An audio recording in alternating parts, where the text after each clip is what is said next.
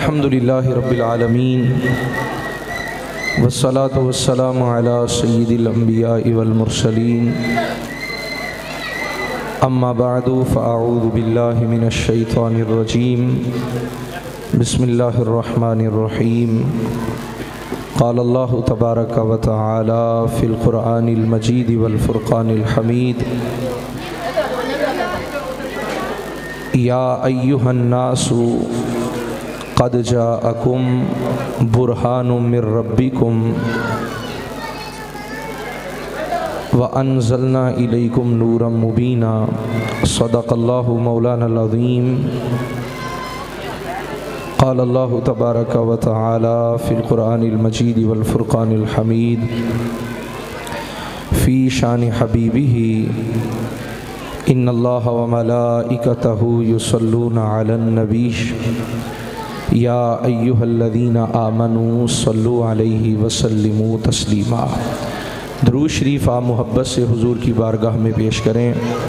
الصلاۃ والسلام علیک یا سیدی یا رسول اللہ وعلی آلک واصحابک یا سیدی یا حبیب اللہ۔ الصلاۃ والسلام علیک یا نبی اللہ وعلی آلک واصحابک یا سیدی یا نور اللہ۔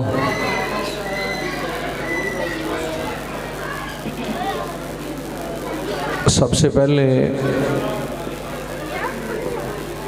تو محمد احمد اتاری اور ان کے والد محترم محمد سعید اتاری اور ان کے برادران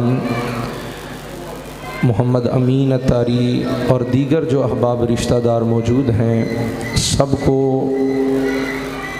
میں اس نکاح کی تقریب کی مبارکباد بھی پیش کرتا ہوں اور ساتھ میں ذکر مصطفیٰ صلی اللہ تعالیٰ علیہ وآلہ وسلم اس کی بھی مبارکباد پیش کرتا ہوں۔ میں نے کوئی بات آپ سے زیادہ نہیں کرنی ہے، صرف 2-3 باتیں وہ بھی مختصراً عرض کروں گا کہ غور طلب بات یہ ہے کہ میلاد شریف یہ کیا ہے؟ میلاد شریف تاریخ کا ایک عظیم واقعہ ہے، عظیم تر واقعہ ہے۔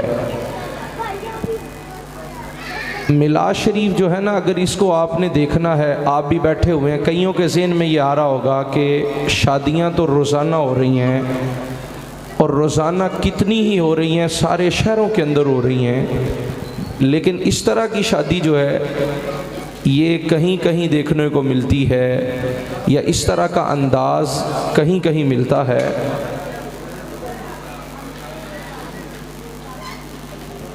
یہ اس طریقے پر شادی کے موقع پر نبی پاک صلی اللہ تعالیٰ علیہ وسلم کا میلاد جو ہے یہ کیا ہے؟ اگر اس کو سمجھنا ہے تو آپ اس بات کو سمجھیے کہ ہم سب کے باپ حضرت آدم علیہ السلام، آپ اپنے بیٹے کو وصیت کرتے ہوئے حضرت شیش سے فرماتے ہیں، اے بیٹے شیش، ساری چیزیں بھی بھول جانا لیکن ایک چیز نہیں بھولنا کہ آخری نبی پر درود پڑھنا اور ان کا ذکر کرنا کبھی زندگی میں بھی مت بھولنا۔ یہ کون فرما رہے ہیں؟ جو ہم سب کے والد حضرت آدم علیہ السلام ہیں، وہ فرماتے ہیں سب کچھ بھی بھول جانا لیکن آخری نبی پر درود پڑھنا کبھی نہ بھولنا، ان کا ذکر کرنا نہ بھولنا۔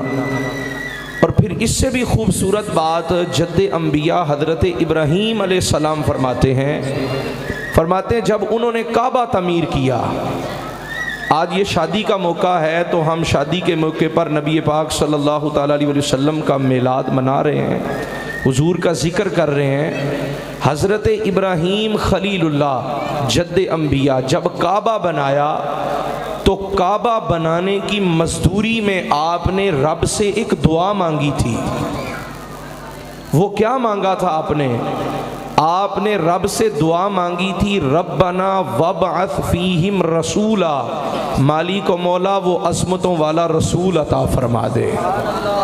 इतना जो है ना वो दुनिया का सबसे बड़ा जो कहते हैं हम अल्लाह पाक का घर, उसमें बनाने के बाद मजदूरी के तौर पर जद्दे अंबिया हज़रत इब्राहीम जो मांग रहे हैं वो क्या है? फरमाया वो नबी आखिरुज़्ज़मां के लिए दुआ मांग रहे हैं कि आपका मिलाद अता हो जाए। और मिलाद क्या है? मिलाद, इस कायनात की बेटी से पूछो मिलाद क्या है। ये फ़िक्र अंगेज़ बात है। अगर मेरी बात को आप समझ आएँ, तवज्जो से सुन लें तो मिलाद की हकीकत पता चल जाएगी।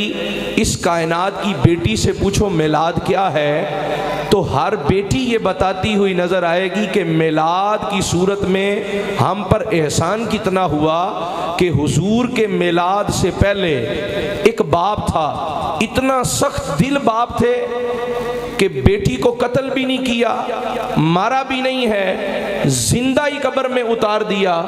पता नहीं उसकी सांसें कैसे निकलती होंगी, कब निकलती होंगी। अरे बेटी से पूछो मिलाद क्या है। जब हुजूर आए फिर क्या हुआ? सख्त से सख्त दिल भी बाप है, सख्त दिल भी बाप है, जितनी भी सख्ती है। जब बेटी के दुख का तज़किरा आता है, बाप की आंखों से आंसू जारी होते हैं। अरे उस बेटी से पूछा जाए कि तुझे ये मकाम कैसे नसीब हो गया, बाप के दिल में ये जो एहसास पैदा हुए ये किस सूरत में पैदा हुए, तो हर ये कायनात की हर बेटी ये कहती हुई नजर आएगी कि ये हुजूर के मिलाद का सदका है। जब हुजूर आए तो फिर ये सारा कुछ जो था कि जिंदा बेटियों को दरगोर किया जाना जो है ये बंद हो गया। और रब्बे दुल जलाल की करम नवाजी हुई कि हर बाप के दिल में, वो दुनिया का जितना भी सख्त बाप है उसके दिल में ये बात पैदा हो गई कि अल्लाह तबारक व तआला ने नरमी इतनी पैदा कर दी, ये मिलाद वाले आका का सदका है। जब हुजूर आए तो कायनात की सारी बेटियों को इज्जत नसीब हो गई है। अब चलिए मैं आपको मुख्तसरन बात करते हुए इख्तिताम की तरफ लेके जाना चाहता हूँ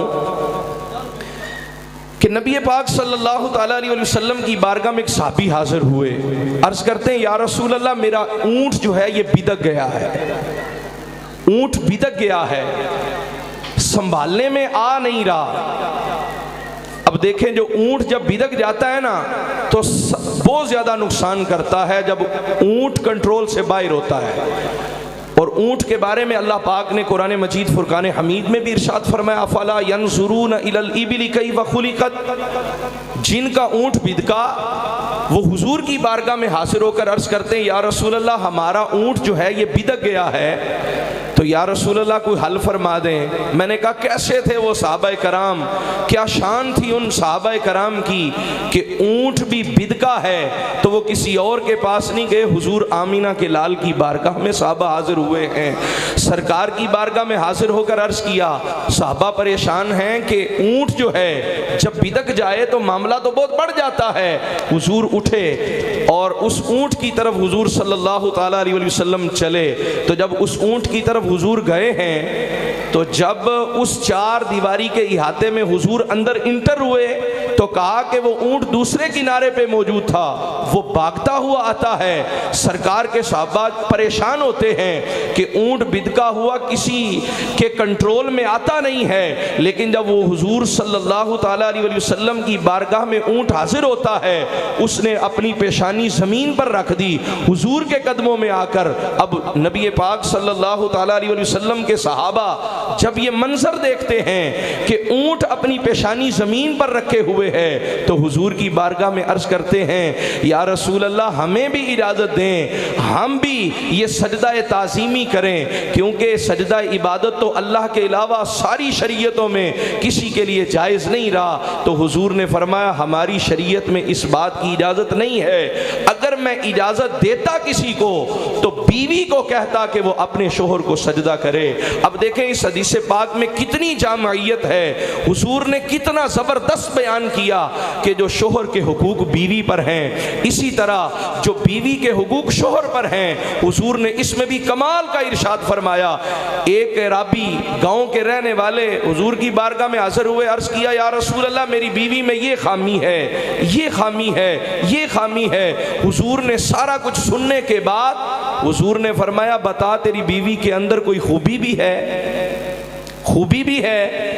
अब अब वो जो आए थे अपना मकसद लेकर के सारी खामियां ही बयान की। जब हुजूर ने पूछा कोई खूबी भी है, उन्होंने कहा जी खूबी भी है। कहा खूबी क्या है? फरमाया मेरी बीवी, मेरे घर वाली जो है वो शर्मो हया वाली है, हयादार बहुत है। जब हुजूर सल्लल्लाहु ताला अलैहि वसल्लम की बारगाह में उन सहाबी रसूल ने ये अर्ज किया तो हुजूर ने फरमाया अरे अपनी किस्मत पे नाज कर, अल्लाह ताला ने जो सबसे बड़ी खूबी है वो तेरी बीवी को अता कर रखी है। जा अल्लाह ताला का शुक्र अदा कर, रब्बे दुल जलाल तुझ पे मेहरबानी करेगा। तो अब बात जो समझने वाली है वो सिर्फ इतनी सी है कि ये बहुत बड़ी बात है कि अल्लाह तबारक व ताला, ये अल्लाह का एहसान है। और इस एहसान वाले मामले पर कि रब ने खुशी अता की, हुजूर का जिक्र हो रहा है। ये जितने भी बच्चे मदरसे में पढ़ते हैं ना, इन सब को शुरू में एक हदीस पढ़ाई जाती है। ये अहमद भाई भी जामियातुल मदीना में चंद साल पढ़े, ये मेरे साथ जो मौजूद हैं ये भी सारे पढ़े हैं। अब मैं आपको वो बात बताना चाहता हूँ कि वो कौन सी पहली बात है जो सारे बच्चों को मदरसे में पढ़ाई जाती है।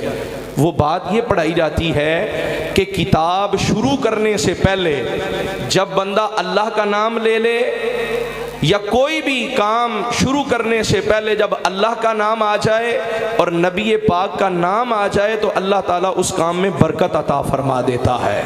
ये वो मकसद है कि कायनात में जितने मदरसे हैं जिसको भी पढ़ाया जाता है सबसे पहले यही हदीस पढ़ाई जाती है कि हर जायज़ काम जिससे पहले अल्लाह की हम्द भी हो जाए, नबी पाक पर दुरूद भी हो जाए, अल्लाह ताला उसको नामुकम्मल भी नहीं रहने देता, बेबरकता भी नहीं रहने देता, अल्लाह उसको मुकम्मल भी फरमा देता है, बरकत वाला भी बना देता है।